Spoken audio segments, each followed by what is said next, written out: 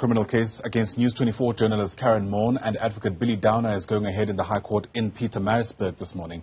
This comes after former President Jacob Zuma launched a private prosecution against the pair for what he claims is the illegal publishing of his confidential medical records. But today's proceedings have an added layer as Maughan's lawyers are bringing an urgent court application to have the summons brought against her be declared an abuse of court processes. Newzroom Afrika's politics reporter Ziyanda Ngcobo and Karyn Maughan are both in Pietermaritzburg covering various legs of the story for us. Ziyanda, I want to begin with you this morning because it's the first time that we'll be seeing the former president in public since his 15-month jail term lapse.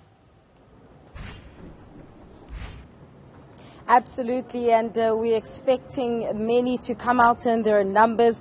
And you'll recall there's been a lot of talk about the health of the former president. No different today inside the courtroom as that private prosecution matter is expected to get underway. But before the merits of the case are actually heard, we've got two applications. The first being the urgent one brought by News24 specialist journalist Karyn Maughan, who's saying that this very private prosecution is abuse of court processes, that in fact there hasn't been a certificate of non-prosecution issues in particular when it comes to Karyn Maughan, only one when it comes to advocate Billy Downer. So they say the former president has no standing in this regard, but also that he is seeking to harass, intimidate and silence Maughan for her reporting in the arms deal trial. You'll know that the reason why then the health of the former president was it was a discussion to begin with was because last year in August the former president sought a postponement of the arms deal trial, citing his health and there had to be an assessment of his fitness to stand trial. So that particular report by Dr. Mdutywa, which was attached to the court documents then, is what Karyn Maughan was given by the prosecutors, in particular advocate Breitenbach, at the behest rather of advocate Billy Downer. It was an unsigned document and it hadn't been submitted before the court. But Karyn Maughan has argued through her lawyers that one, they never disclosed the nature of former President Jacob Zuma's medical condition, but also there isn't any evidence that he has suffered any kind of harm through the publishing of, at the time, what they've argued was of public interest in terms of his fitness to stand trial. Of course, there's the other application brought by advocate Billy Downer, which says former President Jacob Zuma needs to put up a security deposit of 1 million rand for the private prosecution to guarantee that if he loses this case, the legal counsel for the advocate Downer and Karyn Maughan would be paid in the event of this case being dismissed with cost. So it's going to be interesting to see how the court manages this administratively, because one matters on the urgent court roll and the other is on the normal roll, and so there's no guarantee then that the same judge will be overseeing both these matters. But Michelle, let's take you now to my colleague Karyn Maughan, who will be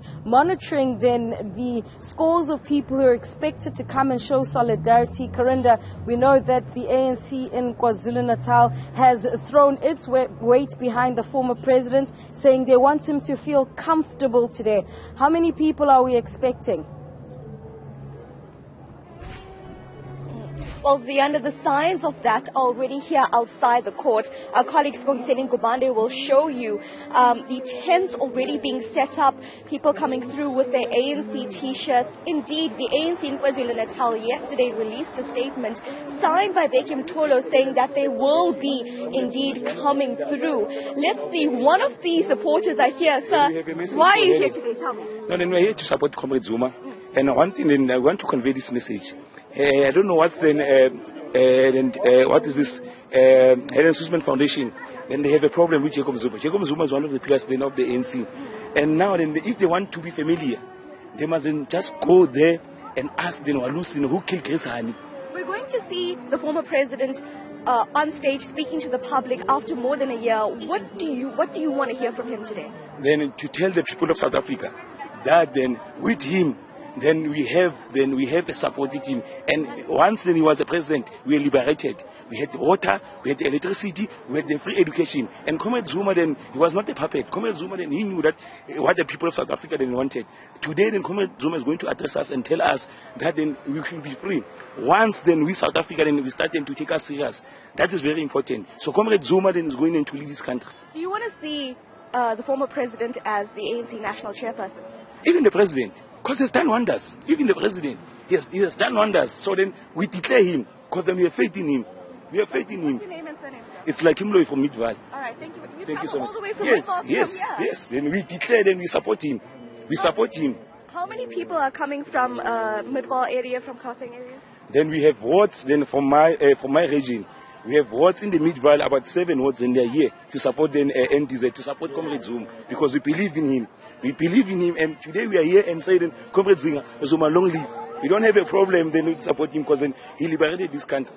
So then please then in no time then Walus will be released, and we will never tell them who killed Kirsan, because this ice boys of the apartheid regime, then they know who killed Kirsan. If then Helen Suzman Foundation wants them to be relevant, they must go and start and ask Walus then who killed Kirsan, because one of them are the people that they killed Kirsan.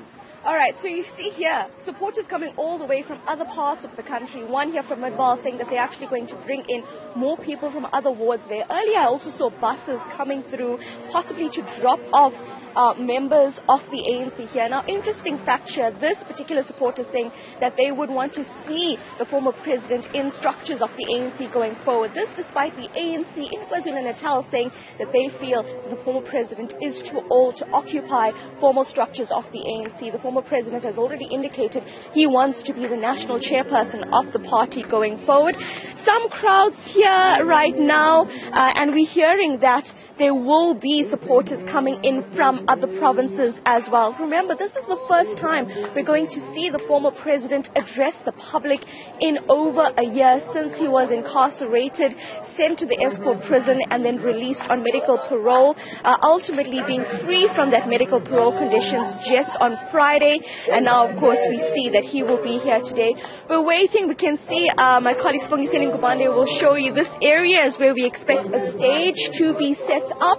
And once that stage is going to be set up, we'll also see more security coming through. Behind us at court, where my colleague Ziyanda Ngcobo is, there's also the Presidential Protection Unit, members of that unit securing the court area. Of course, the former president, Jacob Zuma, still receives the benefits of being a former head of state. And of course, behind us as well, you'll see a number of police vehicles. What's very interesting is that as members of the public here in Pietermaritzburg walk up and down, they're also coming to ask, well, what's happening here in court?